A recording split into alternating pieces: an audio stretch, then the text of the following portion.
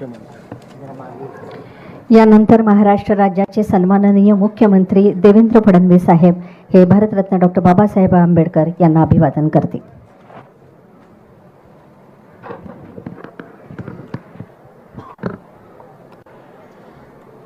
महाकरुणी तथागत भगवान गौतम बुद्ध आणि क्रांतीचे महासूर्य महामानव बोधिसत्व भारतरत्न डॉक्टर बाबासाहेब आंबेडकर यांच्या महापरिनिर्वाण दिनाच्या निमित्ताने त्यांना विनम्र अभिवादन करतो।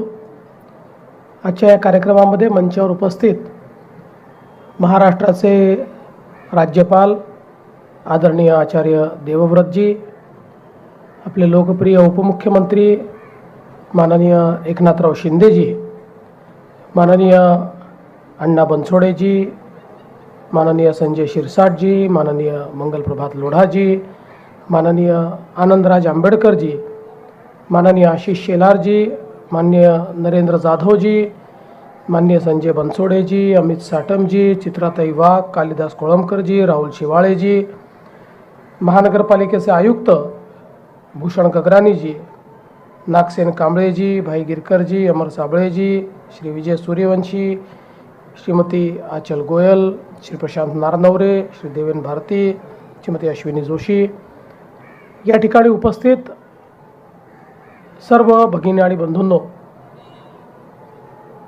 महामानव भारतरत्न डॉक्टर बाबासाहेब आंबेडकरांच्या महापरिनिर्वाण दिनाच्या निमित्ताने त्यांना अभिवादन करण्याकरता आणि या देशाला संविधानाच्या माध्यमातून त्यांनी जो मार्ग दाखवला त्या मार्गावर चालण्याची पुन्हा एकदा प्रेरणा प्राप्त करण्याकरता आपण सर्व लोक या ठिकाणी एकत्रित आलो आहोत। आपल्याला कल्पना आहे की खऱ्या अर्थानं आपल्या देशामध्ये, आपल्या समाजामध्ये एक प्रचंड मोठी विषमता तयार झाली होती आणि या विषमतेने आपल्याच समाजातील अनेक लोकांना मानव म्हणून जगण्याचा अधिकार हा हिरावून घेतला होता। आणि अशा परिस्थितीमध्ये समाजामध्ये मोठी जागृती आणून एक समतायुक्त अशा प्रकारचा समाज तयार झाला पाहिजे या भावनेतनं या विषमतेलाच आपली शक्ती बनवून भारतरत्न डॉक्टर बाबासाहेब आंबेडकरांनी ज्ञान संपादित केलं आणि त्या ज्ञानाच्या आधारावर समाजामध्ये समतेचं रोपण केलं, समाज जागृत केला आणि स्वतंत्र भारतामध्ये एक असं संविधान आपल्याला दिलं की ज्या संविधानाने आपल्या देशामध्ये समतेचं राज्य तयार केलं, समाजामध्ये बंधुता निर्माण केली आणि त्यासोबत सर्वांना संधीची समानता दिली। कुठल्याही जात, धर्म, वर्ण, रंग अशा भेदभावांना बाजूला ठेवून प्रत्येक व्यक्तीला समान अधिकार असेल अशा प्रकारचे एक संविधान आपल्याला भारतरत्न बाबासाहेब आंबेडकरांनी दिलं आणि या संविधानामुळेच आज आपला देश इतकी प्रगती करू शकला।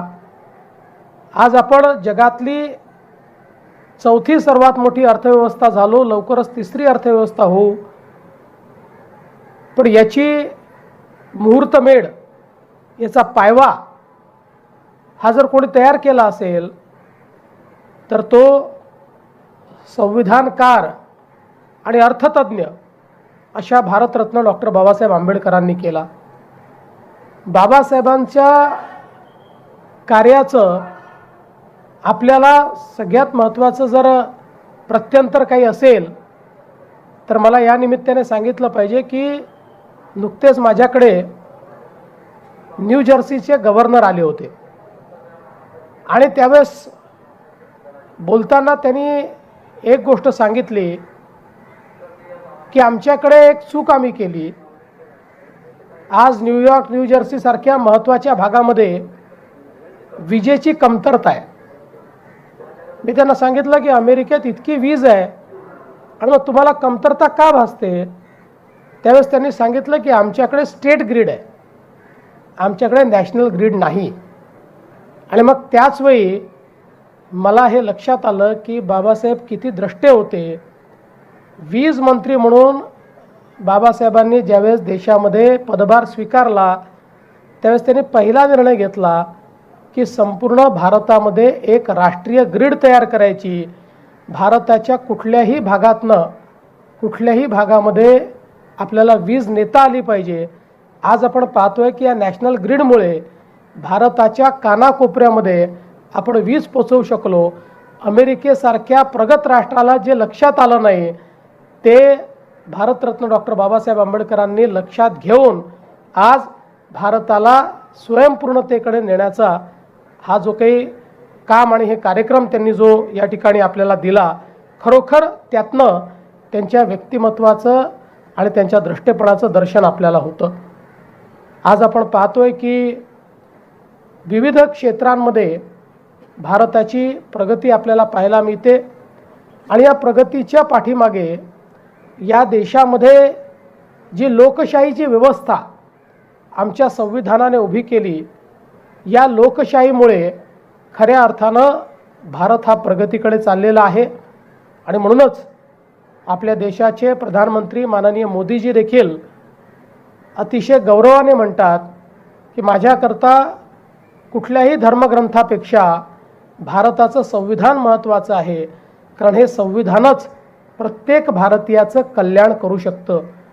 आणि इतके वर्ष विधानमंडळामध्ये काम केल्यानंतर आणि एक संविधानाचा अभ्यासक म्हणून देखील मी या ठिकाणी सांगू शकतो की जगातलं सर्वोत्तम संविधान कुठलं तर ते आपल्या भारताचं संविधान जे भारतरत्न डॉक्टर बाबासाहेब आंबेडकरांनी आपल्याला दिलेलं आहे. कुठलाही सामान्यातल्या सामान्य माणसाचा प्रश्न असो किंवा कितीही कॉम्प्लिकेटेड प्रश्न असो, या प्रत्येक प्रश्नाचं उत्तर या संविधानामध्ये आपल्याला सापडतं. आणि म्हणूनच या महामानवाला अभिवादन करणं आणि त्यांच्याकडनं प्रेरणा घेणं हे आपल्याकरता सगळ्यांकरता अत्यंत महत्त्वाचं आहे. खरं म्हणजे त्यांच्या जीवनाबद्दल त्यांच्या कार्याबद्दल आपण जेवढं बोलावं तेवढं कमी आहे. खऱ्या अर्थानं त्यांनी खूप मोठ्या प्रमाणात हे सर्व कार्य या ठिकाणी केलेलं आहे. आणि म्हणून आजच्या प्रसंगी मी एवढंच सांगतो की आपण प्रयत्न करूया की आनंदराजजींनी मगाशी सांगितलं की काही अजून आपल्याला व्यवस्था केल्या पाहिजे, त्या व्यवस्था तर आपण करूच, पण पुढच्या आपल्या महापरिनिर्वाण दिनाच्या पूर्वी शक्यतोवर आपल्या इंदू मिलचं जे स्मारक आहे ते स्मारक पूर्ण व्हावं अशा प्रकारचा प्रयत्न आपण करूया. मी पुन्हा एकदा माझं बोलणं या ठिकाणी थांबवतो. महामानवांना या ठिकाणी विनम्र आदरांजली देतो. धन्यवाद. जय हिंद, जय भीम, जय भारत, जय महाराष्ट्र.